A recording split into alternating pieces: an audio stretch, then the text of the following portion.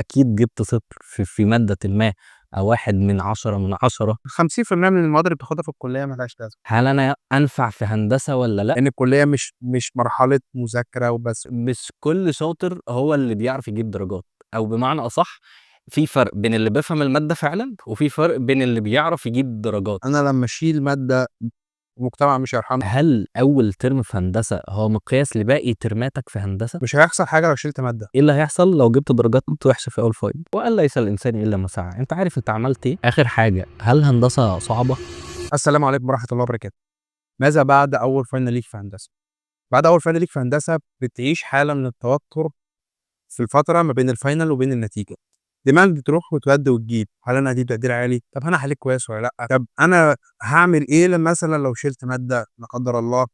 طب التخصص بتاعي هل هيفرق والّا لأ المجموع بتاعي؟ تدّنك عايش حالة من الذهول لحد ما للأسف معظم الطلبة أو 90% من الطلبة تتصدم في الدرجات. بعد أول درجات للأسف بتلاقي نفسك بعيد جدًا عن الlevel اللي أنت كنت فيه، طالب ثانوية عامة رايق من أوائل دفعته، جايب مجموع هندسة، يعني ما فيش أكتر من كده تفوق وعظمة. بتتصدم في الآخر في درجاتك ومستقبلك وبتحس إن الدنيا انتهت وإن هندسة ده مش مكانك الطبيعي، وده إحساس بيوصل ل80% من الطلبة بعد أول امتحان ليهم أو بعد أول final ليهم في هندسة وبعد أول درجات الفاينل. أنتم ملاحظين من أول الفيديو إن في جنبي مكان المفروض في حد هيقعد فيه، زي ما قُلت لكم في الstory Instagram إن الحلقة دي ودي أول حلقة هيبقى معايا فيها ضيف، ومعانا في الحلقة دي بإذن الله واحد برضه من الطلبة اللي هيشاركنا خبراته في هندسة، هو اتخرّج الحمد لله وهو باشمهندس أحمد. أهلا بيكم في حلقة جديدة من صباح وإرزاق. أنا محمد إبراهيم، مهندس ميكانيكا، ميكانيكا إنتاج، هندسة الزقازيق. خريج 25. بإذن الله الحلقة دي هنتكلم فيها عن كذا نقطة. أول نقطة هنتكلم فيها عن شوية نصايح أنا هنقولها لكم يعني عُصارة خبرتنا عن 4 سنين ونُص وهو 5 سنين فهنقول لكم شوية نصايح. تاني حاجة هنقولها وهي إن إحنا هنرد على بعض الأسئلة اللي جات لنا عن طريقكم. إحنا نزّلنا ask Instagram للي مش متابع روحوا تابعينا على الإنستجرام أنا وهو، نزّلنا ask Instagram وطلبنا منكم شوية أسئلة بعد أول فاينل ليكم في هندسة. تالت جزئية معانا في الحلقة وهي شوية أسئلة هنسألها لنفسنا. لو أنا كنت مكانك في السنة دي كنت هاسألها لنفسي طبيعي جدًا، وهاقول لك الرد اللي أنت كنت هترده والرد الطبيعي بعد خبرة 5 سنين في هندسة. بس كده أتمنى تستمتعوا في الحلقة معانا، وأتمنى حد عنده أي أسئلة عنده أي comment يتواصل معايا يتواصل مع محمد، هاسيب لكم link الإنستجرام تحت في الكابشن، واعملوا follow لمحمد على الإنستجرام، وبرضه الإنستجرام بتاعي والcomments تحت تكتبوا لنا فيها أي أسئلتكم، إيه الfeedback بتاعكم عن الحلقة وهكذا. أول جزئية معانا في الحلقة وهي النصايح. ومحمد هيقول لنا ماذا بعد أول final ليك في هندسة؟ طيب الفكرة في أول final في هندسة في إعدادي، أنت لسه طالع من ثانوية عامة، زي ما هو كان بيقول إن هو أنت من أوائل المدرسة، الطالب المتفوق اللي الناس كلها بتبُص عليك ومش عارف إيه، فبتدخل الكلية بتلاقي في 3000 واحد زيك كان متفوق وكل الناس بتبُص عليه، فأنت خلاص هنا مش مميز. فتيجي الخبطة الأكبر إن أنت لمّا تدخل midterm، أكيد جِبت صفر في مادةٍ ما أو 1 من 10 من 10. فالفكرة الأصعب level الوحش في الفاينل، بتحس إنك خلاص بقى قشطة الmidterm مش كان أحسن حاجة، فهنعوّض في الفاينل، فالفاينل ييجي يخلّص عليك. فالفكرة في هنا هو بيدخل في ثقتك في نفسك، بيبوّظها. يعني هل أنا مش جيد كفاية والّا لأ، والّا أنا مكاني غلط، هل أنا ما أستحقش، والّا كل دي أسئلة المفروض هنجاوبها. فأنت شايف إيه؟ أنا شايف إن أنت أول صدمة ليك مش هتبقى بعد الفاينل على طول، أول صدمة ليك بتبقى بعد الدرجات. أنت بتبقى خارج من الفاينل مستريح جدًا، يا جدعان أنا حليت حل، أنا ما سِبتش مكان في الورقة، أنا حليت المسألة من A to Z، الله أعلم الأرقام صح والّا غلط بس أنا حليت. أنا كتبت للدكتور السؤال وقعدت أشرح، ويا دكتور هنعمل كذا، ورُحت راسم له وعامل كل حاجة. تيجي في الآخر تتصدم في إن درجاتك للأسف سيئة جدًا، وفي ناس كتيرة جدًا بتتصدم إن هي راسب لايحة، يعني حتى ما جابتش في الورقة نسبة النجاح، والناس دي بتبقى حلّة وبتبقى رايقة كتير. بس عندنا في هندسة الوضع مختلف عن ثانوية عامة، هو مش محتاج في الراب، هو الدكتور عايز حاجة في دماغه معيّنة، وده ينقلنا لpoints 3 اللي هنتكلم فيها أنا ومحمد وهنشارك فيها بعض، ألا وهو المفروض تتعلم من أخطائك في الترم الأول. في أخطاء كتير جدًا المفروض أنت تاخد بالك منها، يعني مثلًا طبيعي جدًا إن أنت طول ال5 سنين في دكتور عايز طريقة حل معيّنة، في دكتور عايز كلام معيّن في السؤال ده، في دكتور بيحب الرسومات ما بيحبش إن أنت ترغي له، لمّا يكون كاتب لك سؤال المفروض ترسم له فيه، أنت بتكتب كلام بس. فمَر عليك كذا امتحان قبل كده إن الدكتور عايز standard معيّن في الإجابة. ده طبيعي، وبالذات في إعدادي أنت دايمًا كنت متعوّد إن في ثانوية عامة بيبقى في إجابة نموذجية، أو دي الإجابة اللي أنت المفروض هي دي اللي تجاوبها. فالموضوع بيختلف تمامًا لمّا تخش الكلية دي، لإن أنت لكل مسألة ممكن تلاقي لها طرق كتير جدًا، وفي نفس الوقت هي صح، بس الدكتور عايز حاجة معيّنة. إحنا هنا مش بنقول إن الدكتور وِحِش، بس هو عايز تتعلّم الحاجة دي، فهو عايز يعلّمك القدرة على إن أنت تطلع بالنتيجة عن طريق الحل ده. فأنت ممكن لمّا تيجي بحاجة مختلفة، لأ، هو مش عايز كده. فده بياخدنا لنقطة تانية أصلًا، هو أنت إزاي بتذاكر؟ هي الفكرة مش كده بس، تعليقًا على النقطة اللي فاتت هاذكر موقف حصل معايا في مادة الstress analysis. كان في دكتور ادّانا في الmidterm أنا ما حضرتلوش من أول السنة للأسف. لإن الدكتور كان ادّاني مادة قبل كده، وبصراحة أنا ما حبيتش شرحه أو مش كنت فاهم من شرحه أوي، فبصراحة ما دخلتوش. فجيت في الmidterm اتفرجت على فيديوهات على اليوتيوب، كنت باتابع المادة على اليوتيوب. دخلنا في الmidterm الدكتور ادّى امتحان، الدكتور كان قايل على طريقة حل معيّنة في المحاضرة، اللي حل بيها هو اللي خد الدرجة، واللي حل بالطريقة التانية مع إنه طلّع نفس الناتج، بس ما خدش الدرجة وخد للأسف 0 و1 و2 وأرقام عبثية كده. فده علّمني بعد كده إن أنا على الأقل لو مش هاحضر للدكتور، على الأقل أشوف الناس اللي بتحضر وبتبيض المحاضرات أو بتكتب المحاضرات، هو الدكتور حَل بالطريقة اللي أنا باشوف الفيديو يوتيوب بتاعه والّا لأ، والّا حَل بطريقة تانية. تالت point معانا في نقطة إن إزاي تتعلم من أخطائك أو إزاي تتعلم، هو إزاي تتعلم تذاكر الصح الهندسة، إن زي ما قُلنا في الpoint اللي فاتت إن مذاكرة هندسة غير مذاكرة ثانوية عامة، ودي هيتكلم معانا فيها باستفاضة محمد ووضّح لنا كام point مهمة جدًا لازم تاخدوها في اعتباركم وأنتم بتذاكروا الترم التاني.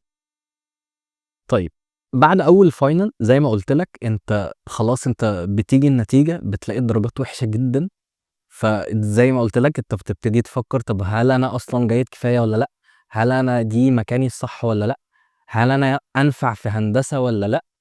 فدي كل أسئلة بتيجي لك وطبعًا بتخاف تقول لأهلك على النتيجة، فبتضطر تحوّر أو تضطر تطلّع بقى اللوم على الدكاترة، وهُم أصلًا جابوا امتحان صعب وهُم مش عارف إيه، عشان تبتدي تلعب دور الضحية شوية عشان بس أهلك يقدروا يسامحوك.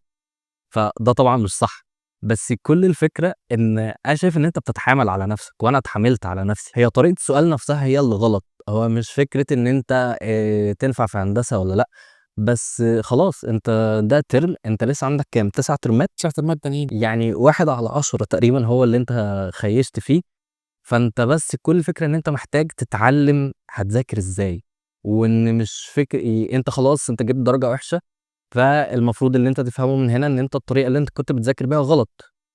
فأنا عايز أسألك، أنت كنت بتذاكر إزاي؟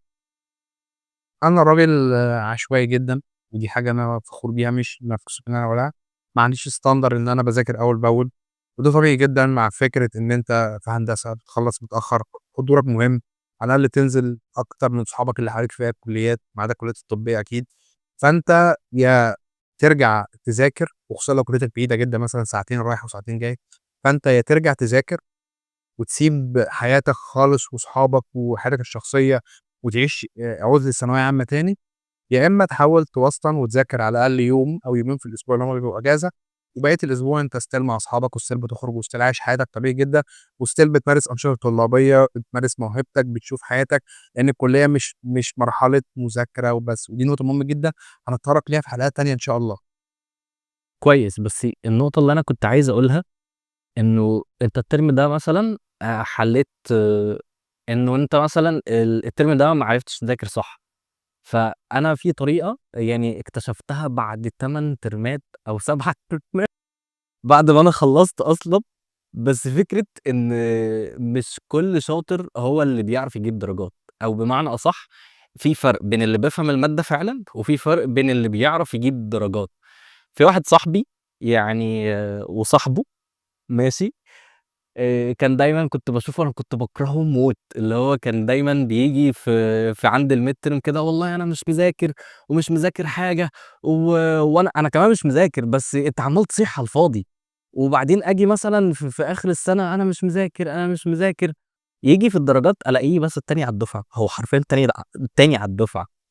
وstill هو اتخرّج والتاني على الدفعة. الفكرة إن أنا لمّا قرّبت من صاحبي ده، لقيت فعلًا هو ما بيذاكرش، ويعني كان عنده ظروف بتمنعه إن هو يحضر ويذاكر طول الترم، وبييجي قبل الامتحان وبيعرف يلم المادة ويجيب تقدير أعلى مني.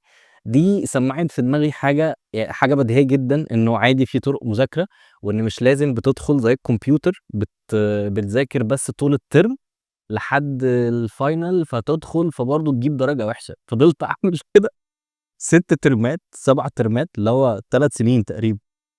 لحد ما حاولت أغيّر طريقة مذاكرتي شوية، بقيت عارف أنت باذاكر عارف أنت باذاكر بالشقلوب، اللي هو باشوف الامتحانات وأشوف الدكاترة وهُم بيركّزوا على إيه. دي أهم نصيحة برضه قُلتها لناس كتير جدًا في فيديوهات قبل كده، بالضبط.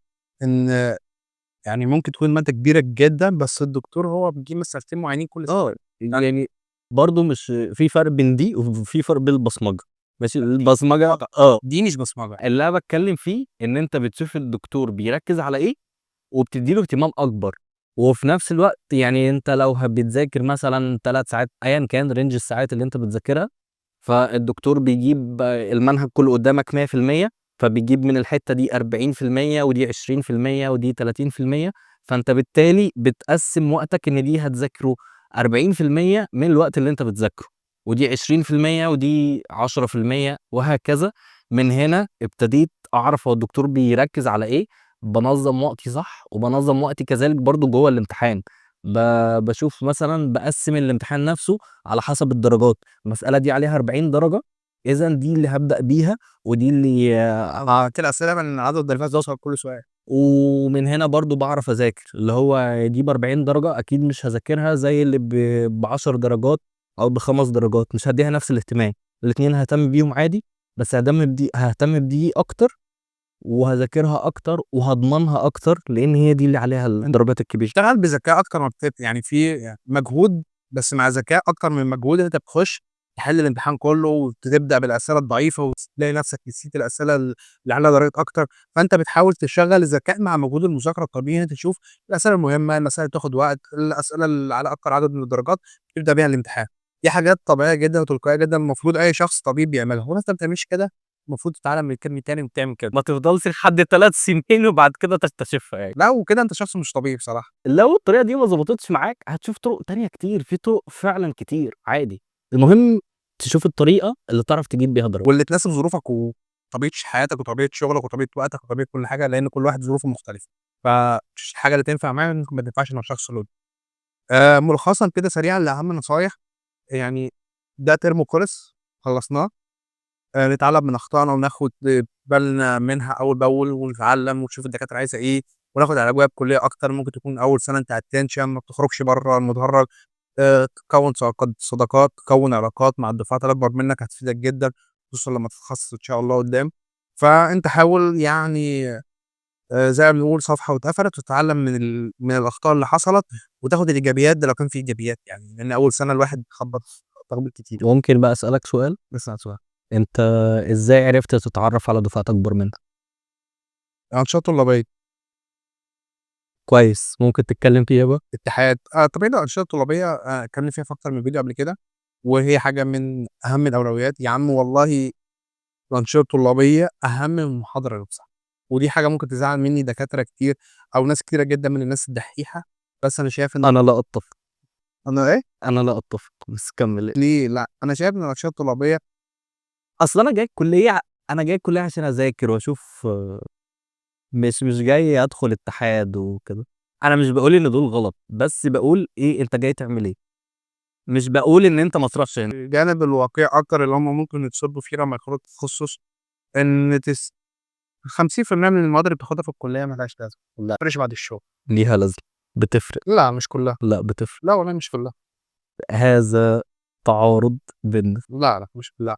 لا، لأ بتفرق، ومعيدين كتير مأكدين لي الموضوع ده، وناس في السوق مأكدين لي إن يعني حاجات فعلًا لمّا بينزلوا يشتغلوا وعايزين يشوفوا حاجة، بيجيبوا المواد بتاعة الكلية. الbasic الهندسي في كل مادة، بس basic المادة. هاقول لك على حاجة. كتير جدًا في المواد ما لوش لازمة. ماشي، بس كلامك ده أو خطابك ده بيوصّل للناس إن إحنا بندرس في الفاضي.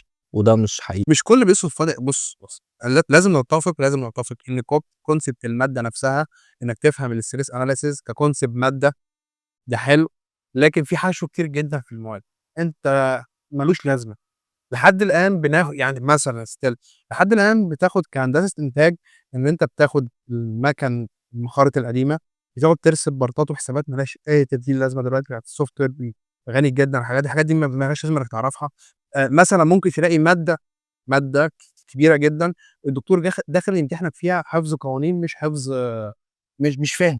ماشي، دي عيب طريقة مثلًا تدريس أو عيب. وعيب محتوى، المفروض إن لازم يبقى في هيكلة للمحتوى مع مناسبة التطورات. يعني مثلًا لمّا كنا خدنا مادة الproduction الCNC كان آخر chapter وما خدناهوش بسبب إن الوقت كان ضغط، فأنت خدت الtraditional اللي صعب جدًا تلاقي شركة محترمة في مصر دلوقتي شغالة فيه. مش فكرة كده، بس الفكرة إن لو أنت بتتكلم على مصر ففي ناس كتير أوي بتشتغل مش traditional. ده الورش، تمام، ما هو والورش ما بتشتغلش المهندسين، الورش بيجيبوا فنيين بيبقى متربي في الورش. طب أقول لك على حاجة، أنت لو اتعلمت traditional سهل أوي تتعلم CNC لإن دي أصعب من دي. أنا يعني معلش يبقى أنت ما بتتعلمش CNC أصلًا في الكلية، بس أنت خدت software في الكلية؟ يعني في الغالب لأ. بس خلاص، مش عايزين جدال في النقطة دي، هم مش مهمين وما يهمهمش لا، لأ، يهمهم عشان بجد هيشوفوا، يعني ممكن ياخدوا كلام مننا وهيفكسوا الكلية أصلًا، لإن أنا سمعت كلام من كده وده سبب من أسباب إن أنا فترةٍ ما فكست وقُلت لأ، ده مش حقيقي، بس بارجع وباقول لأ، ده حقيقي. بصراحة أنت فاهم concept، نزلت تدريباتك معاك software، فاهم القسم بتاعك بيعمل إيه أو التخصص بتاعك بيعمل إيه في السوق، وأنت مهمتك إيه في التخصص بتاعك كمهندس. ارمي كل الكلام ده على جنب، أنت بتنزل كأنك فني بتتعلم زيك زي الفنيين، بتاخد وقت على ما تتعلم الشغل، وبعد كده الشغل بيبقى روتيني، بتمشي بعد كده تطور نفسك واحدة واحدة step step، شركة من شركة، طريقة شغل من طريقة شغل، بتفهم السوق المصري كسوق عامل إزاي. سافرت برّه ده وضع تاني جدًا هتفهمه لمّا تسافر. بس. ده ملخص الهري اللي إحنا عمالين نهري فيه. ندخل دلوقتي على تاني فقرة أو تاني جزئية معانا في الحلقة، وهي الرد على أسئلتكم. الفقرة اللي أنتم كلكم بتحبوها وداخلين أصلًا الحلقة علشانها. هنرد على بعض الأسئلة مش كل الأسئلة، لإن في أسئلة بتتكرر كتير جدًا، فإحنا هنرد على بعض الأسئلة اللي بتتكرر أو أكتر أسئلة جات لينا.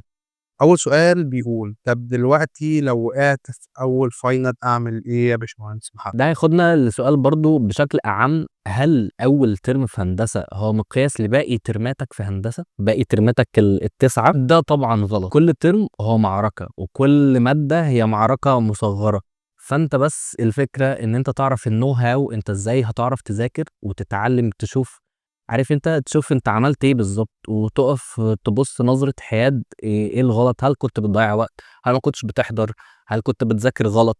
هل حاجات كتير أنت نَفْسك أنت عارف جواك أنت ليه جِبت الدرجة دي، فمن هنا تبتدي تكتب في نوتة كده إيه الحاجات الغلط اللي أنت عملتها، إزاي أقدر أطوّرها، وفي ناس كتير زي باشمهندس خالد بيدّوا نصايح في الحاجات دي، فأنت من هنا هتسمعه وهتشوف إيه الغلط اللي أنت عملته وما تكرّروش، وبالتالي هتبتدي تتحسّن واحدة، واحدة. السؤال التاني هو مختلف جدًا عن السؤال الأولاني، بيقول إيه اللي هيحصل لو جِبت درجات وحشة في أول final؟ عادي هتنجح تدخل الترم التاني، تجيب درجات وحشة في الترم التاني، هتدخل تخصص أنت مش عايزه. حياتك هتمشي طبيعية والدنيا هتمشي، الدنيا مش هتقف لمجرد إن خالد مثلًا جاب درجة وحشة في الترم، ودي مشكلة كبيرة جدًا الطلبة بتدخل فيها، أو الظن ابن لذينة جدًا الطلبة بتدخل فيه، إن الحياة كلها هتقف علشان أنا ما جبتش امتياز، أو جبت جيد جدًا، أو جبت آآ في درجة وحشة، أو لا قدر الله شِلت مادة. ده ما لوش علاقة خالص، أنت مش هتشتغل لو شِلت مادة، ده مش منطق. مش منطق إن أنت لمّا تروح في الCV هيشوفوا ده شال مادة في إعدادي، يبقى مش هنشغّل الواد ده هنا. بعد ما تدخل تخصُّص إن شاء الله وربنا يكرمك، هتفهم إن هي حسابيًا مش كده خالص. الشركات أصلًا مش بتعرف غير تقديرك العام، وفي كتير جدًا من بعض الHR لمّا تقعد معاهم إن شاء الله لمّا تروح الشركات وتشوف الدنيا في التدريبات، تقعد مع HR الشركات هيقول لك إحنا التقدير عندنا مش مهم، ما دام أنت مثلًا في بعض الأقسام زي الميكانيكا مثلًا، يقول لك أنت ما دام أعلى من المقبول في range الجيد، جيد جدًا، امتياز، أنت كويس. بعدها بقى بيبقى في أولويات تانية، أولويات software، أولويات تدريبات، أولويات basic أساسيات لمّا تعمل interview hard skills مش soft skills. الinterview الhard skills اللي بتتسأل فيه أسئلة ليها علاقة بالشغل وليها علاقة بbasic اللي أنت خارج بيه من الكلية، في حاجات كتيرة جدًا بيُبنى عليها، لكن مش عشان درجاتك وحشة تبقى أنت خلاص كده هندسة وحشة وتعالَ نشوف كلية تانية، أو أنا كده هاخبّط وخلاص ومش هاشتغل في هندسة، ده مش منطق يا جدعان. بس ده برضه مش معناه إن أنت خلاص جِبت درجات وحشة، فهتفضل تجيب درجات وحشة، لأ مش كده. ومش معناه إن أنت جِبت درجات وحشة فأنا هافضل أكرّر نفس هافضل أكرّر نفس الغلط طول سنين الكلية، وفي الآخر أقول أصل التقدير مش مهم. لأ، ده مش معناه إن أنت ما تسعاش للتقدير، بالضبط. ما دام أنت شخص still يعني مثلًا أنا باحترم جدًا الشخص اللي هو مثلًا ممكن تلاقيه شغال في مجاله ومش بيجيب تقديرات حلوة، بس still أنا عندي شغل في مجالي، يعني مثلًا هو مهندس مثلًا هنضرب مثال في الميكانيكا، هو شغال في مصنع كمهندس ميكانيكا أو كفني ميكانيكا، لأنه لسه ما اتخرّجش، فstill هو التقدير بالنسبة له مش مهم، ده لو هو ما بيحضرش طول السنة وبينجح final بس، أنا باحترم جدًا الشخص ده، لكن ما تبقاش قاعد في البيت مأنتخ، ما بتعملش حاجة ولا بتطوّر نفسك ولا soft skills وفي الآخر مش عارف تجيب تقدير، دي يعني بين قوسين كده قلة أدب من الشخص نفسه. وأنا شايف ده كمان من طول الأمل، إن أنت بس تفضل تحلم بالحياة المؤجلة التي لا تأتي. أنت لازم تعمل حاجة. ولا ماسك برّه ولا عندك شغل برّه ولا عندك حياة برّه وlifeless ومش جاية تقديرات. وفاتح فيديو يوتيوب عمّال ياكل إندومي، فصباح الفل. فلأ، لازم توازن، يا إمّا تيجي على جنب يجيب جنب، بس في الآخر تبقى باصص لمستقبلك قدّام وعارف إيه اللي هيفيدك. السؤال اللي بعده، كنت تتخطى خوفك إزاي من النتيجة؟ أنا والله لمّا باصحى على إشعار صوت إشعار من التليفون قلبي بيقف والخوف والحوارات دي كلّها بتاع ثانوية عامة. طيب هو أنا لسه ما اتخطيتوش، بس كل الفكرة إن وأن ليس الإنسان إلا ما سعى. أنت عارف أنت عملت إيه، وكده خلاص، أنت خلاص يعني بس افضل ادعي إن أنت تجيب درجة حلوة، لإن أنت خلاص المفروض إن أنت ذاكرت، والمفروض إن أنت حليت كويس، أو أيًا كان حتى لو حليت وِحِش، فأنت هتفضل تدعي إن يا رب غيّر لي النتيجة دي، وآخر مرّة والله، بس بجد تكون عندك النية إن أنت تتغيّر يعني. تمام، آخر سؤال بيقول هل الGPA بتاع إعدادي هندسة بيبقى محسوب من التراكمي؟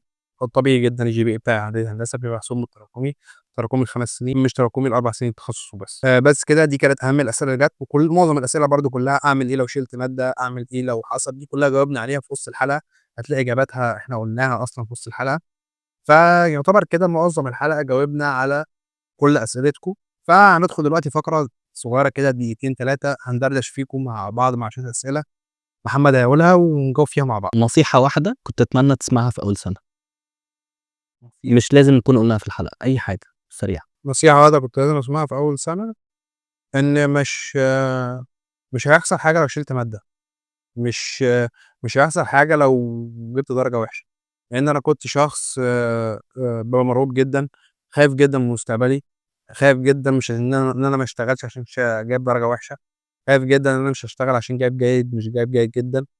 واكتشفت إن الموضوع أهيف من كده بكتير جدًا، وإن المشاكل بتاعتنا دي مشاكل صغيرة جدًا في مشاكل سوق العمل اللي هتقابلنا قدّام. الحتّة اللي أنت قُلتها بتاعة حتّة إن أنت تشيل مادة أو كده، طبعًا هي مش بتأثّر أوي، بس الفكرة يعني في الشخصيات اللي شبهي، عارف أنت بيبقى في limits كده، أنت كل ما بتعلى بالlimit بتاعك، كل ما بتكسر حاجة، فأنا خلاص الحاجة دي أنا ممكن أعملها، تمام، فلمّا الخوف جوايا لو اختفى إن أنا أشيل مادة، هاشيل مادة، فأنا لازم الخوف اللي جوايا ده يفضل لأ، أنا مستحيل أشيل مادة، ولازم أجيب تقدير، ولازم أذاكر. من النوع اللي بيحركك الخوف مش بيحركك إن أنت عايز تنجح وتخلّص مش لازم الخوف هو اللي بيحركني في كل حاجة، بس في حاجات لأ، هو لازم تفضل. والله هي منطق شخصيات عادي. وشخصيات وظروف ناس بس. بس لو أنت من الشخصيات اللي حد يقول لك عادي جدًا تشيل مادة، فتروح تشيل مادة، ده كده مش مناسب. لأ، ده مش لأ، وده مش عيب على الشخص اللي قال، ده عيب على المستمع. ما هي دي الفكرة، إن هو أحيانًا الواحد بيفتكر إن إحنا كلنا شبه بعض. يا فيديوهات يوتيوب عامةً مش أمر، أنا مش بأمرك إن أنت تتّبع أنا ظروفي غير ظروف حضرتك، غير ظروف الأستاذ، غير ظروف أي بني أنت آدم مهندس حواليك، بس. مش مهندس غير ظروف أي حد حواليك، فلأ يا جدعان دي كلّها دردشة مشاركة خبرات، أنت عندك ظروفك خلّيك ما دام أنت مبسوط بالوضع اللي أنت فيه خلّيك مبسوط بالوضع اللي أنت إيه فيه. اللحظة في سنين الكلية أنت خلاص هتتخرّج، اللي حسيت إن أنت فقدت الثقة في نفسك؟ عارف أنت إحساس أنا مش جيد كفاية إن أنا أفضل هنا؟ والله هي مش إحساس، هو بتبقى تراكم مشاعر وضغط وظروف عائلية مع ظروف حياتية. فلو مثلًا كذا مرّة حسيت الإحساس ده وأنا خارج من final مثلًا ما حليتش فيه كويس. اتغلبت عليه إزاي بقى؟ والله فاهم، عارف اللي هو أنا عارف إن ما فيش يعني المجتمع زي الحاجة. والمجتمع مش هيرحمني. أنا لمّا أشيل مادة المجتمع مش هيرحمني، لمّا أشيل مادتين المجتمع مش هيرحمني، والمجتمع مش هيعرف يحل مشاكل خالد عبد الله علشان خالد عبد الله مثلًا ما حلّش وِحِش في مادة. خرجت لقيت الدكاترة مروّحين، الطلبة مروّحين، أهلي عاملين أكل في البيت، الحياة ماشية زي السكينة في الحلاوة، وأنا بقى اللي هداني قاعد في أوضتي مكتئب وحزين وزعلان على الكام درجة اللي ضاعوا. لو ما مشيتش مع الحياة هاتهرس وهاتفرم في الزون الضيقة بتاعتي دي، وآجي في الآخر بعدها بقى أندم إن أنا ما طلعتش من الزون دي وإن أنا كان لازم أتخطى. يعني لازم تقوم تنفّض همومك بسرعة. بسرعة وتشوف دنيتك، والله يا جدعان في حاجة جاي وفي ضرب جاي أكتر من كده بكتير. آخر حاجة، هل هندسة صعبة؟ نيجي للسؤال اللي بيزعّل، وبيزعّل كليات كتير مننا. هندسة أصعب كلية في مصر، دي نقطة متأكد. ممكن بتوع علوم أصعب. طب بُص، فكّك من إن أصعب يعني ما تقارنهاش بحاجة، هي صعبة. هندسة يعني بُص يعني اللي أنا باتكلّم فيه إيه، هندسة مش صعبة كمذاكرة يا جدعان. هندسة صعبة الحالة النفسية والحالة الزون اللي بتزنقك فيها هندسة بيبقى صعب. من midterm لfinal لشفوي، لواحد مثلًا عنده ظروف حياتية صعبة، لواحد شخص اجتماعي مثلًا. يعني أنا شخص اجتماعي عندي مشكلة كبيرة جدًا لمّا ناس كتيرة جدًا تكلمني في فترة امتحانات وما أعرفش أخرج، بيبقى الموضوع ضغط نفسي كتير جدًا أكتر. أنا كنت عايز أسألك على كده، هل أنت تقدر، يعني أنت عمّال تقول أنشطة طلابية ومش عارف إيه، هل أنت تقدر تعيش حياتك عادي لأ، وتبقى في هندسة؟ بتبقى مضغوط. أنت على طول مضغوط، طول ما أنت دخلت هندسة و وأنت شخص اجتماعي ودخلت هندسة وكمان سلكت مسار الأنشطة الطلابية، هتبقى حياتك كلها مضغوطة. ما دي بقى كنت عايز أقول فيها إيه، إن لو أنت قدّامك حاجتين هتختار إيه؟ صعب ها؟ لأ، ما هو أنت برضه كجزء من الأنشطة الطلابية أنت بتكوّن صداقات جديدة، بتعيش حياتك اللي بتعيشها مع أصحابك بس مع أصحاب تانيين جداد، فهي still برضه أنت بتقوي علاقتك الاجتماعية. لكن لو هتختارني لأ يا عم، أنا إن كان كل أسبوع ساعتين 3 مع أصحابي على القهوة، وأنشطة طلابية بقية الأسبوع. قشطة. عارف أنت الحتّة بتاعة إيه، إن مثلًا طالب طِب في الغالب ما بيعرفش يعيش مع أهله، فاهم؟ فاهمك في النقطة دي. فهنا باقول هل فعلًا هندسة صعبة زي ما الناس متخيّلة؟ لإن أنا عندي نظرية في الحوار ده، إنه يعني مش زي ما الناس متصوّرة. مش سهل. هي صعبة، هي مش سهلة، أنا ما قُلتش إنها سهلة، بس في نفس الوقت يعني أقدر أعيش حياتي عادي، وممكن أعيش أنشطة طلابية، وفي نفس الوقت أجيب درجات كويسة. قليل أوي لمّا تلاقي واحد بيوازن من كل ده. ما هي أصل هي على مستواك آه. على مستواك الشخصي، عارف كام واحد بيوازن من الموضوع ده؟ على مستواي الشخصي، ما هو بُص يعني أنا ما أعرفش اللي أعرفه هاقول لك بجد يعني، في رينج ال5 مثلًا. هاقول لك بجد إحنا دفعتنا تقريبًا 130 أو حاجة، صح؟ سيبك من الناس اللي هم بس حياة اجتماعية، أو اللي هم بس فاكسين للكلية، إمم. بس أعتقد واحد بس هو اللي واهب حياته للكلية، والباقي بيعرف يجيب درجات وملتزم عادي في نشاط. لأ، بصراحة أنا أعرف اللي موازن ما بين الأنشطة الطلابية وحياته الشخصية ودرجاته وكل حاجة، اللي أعرفهم عشان يبقوا ضابط كل حاجة واخدة من جايب فيها على الhigh level مش مقصّر في مش حاجة. لازم تبقى ماشي، ما هو طبيعي كلنا بنحاول نرانج ونوصّل، بس اللي جايب فيهم high level مثلًا في رينج 5 مثلًا، عدّوا على الصوابع اللي أعرفهم في الموضوع ده. فهي بتبقى ظروف بقى، أولويات كل واحد. في ناس أولوياتها الكلية، في ناس مش أولوياتها الكلية. هي بتبقى حسب أنت بقى داخل وهدفك إيه، أو أنت عايز إيه من الكلية، عايز لقب مهندس، عايز تشتغل كمهندس، عايز تسيستم حياتك بعد كده إزاي. هي بتبقى الفكرة كمان في حاجة، إن أنت مثلًا أنا شايف صعوبة كليتنا في فترة الmidterm أسبوع أو أسبوعين، الحبّة اللي قبل والحبّة اللي بعد، وبعد كده فترة الشفوي وفترة الفاينل. أنت لو هي إيه تحسّها season كده، فاهم؟ إنما في النُص في gaps بقى بتعرف تملاهم بحاجات تانية. تمام. طالب طِب ما بيعرفش يعمل كده. بس كده. أتمنى تكونوا اتبسطتوا واستفدتوا وقضيتوا مدة الله أعلم بقى طويلة والّا قصيرة. إحنا مصورين دلوقتي في رينج الساعة، بعد المونتاج هيبقوا ربع ساعة، 20 دقيقة، أقل من كده الله أعلم بقى الظروف هتبقى عاملة إزاي. بس أتمنى تكونوا استفدتوا. اللي عنده أي أسئلة يسيبها تحت في الكومنت هارُد عليكم أنا والراجل المحترم ده، الباشمهندس المحترم ده. واللي عايز يبعت في الDM عندي أو عنده في الإنستجرام يبعت، ما فيش أدنى مشكلة. آآ نرُد عليكم ونكلمكم. بس كده يعني. لو أتمنى بجد إن أنتم تقولوا لي رأيكم في الحلقة. اتبسطتوا والّا لأ، استفدتوا والّا لأ. ولو حد عنده أي أسئلة برضه زي ما قُلنا يسيبها تحت في الcomment. بس كده، وأنا باقول slogan كده كل آخر فيديو لو حابب تقوله معايا. دمتم متفوقين وعلى باب النجاح نسعى سويًا وسلام. لأ كتير أوي. ماشي أنا هاقول ممكن تعمل الحتة دي في الأول. أنا وأنت سلام، أنا وأنت نقول سلام مع بعض، أنا باقول سلام كده، ماشي؟ آه. بس كده، وزي ما متعودين دمتم متفوقين وعلى باب النجاح نسعى سويًا وسلام.